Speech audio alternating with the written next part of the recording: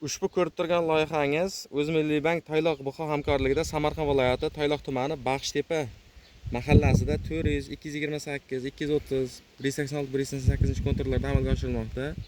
Bu yerda kartoshka ekilgan. Maydon 10 gektar. Bu yerda ekinlar zamonaviy usullar bilan parvarishlanmoqda. Hozirda ekinlar unib chiqqan hozir gullash davrida. Ekinlarni yetishtirish 90 kungacha davom etadi. Yetishtirish jarayonida sug'oriladi. Tabiiy va mineral o'g'itlar bilan oziqlantiriladi. Ushbu loyihaga 25 ta dehqon xo'jaliklari biriktirilgan. Har bir dehqon xo'jalik uchun 40 sotiqdan yer maydonlari to'g'ri keladi.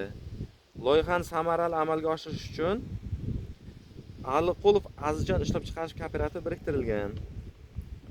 Ushbu loyiha bo'yicha har bir gektardan 18 tonna, jami 180 tonna hosil olish rejalashtirilgan. Kelajakda ekin maydonlarini kengaytirish va shu orqali dehqon xo'jaliklarining daromadini oshirish niyatida yuribmiz.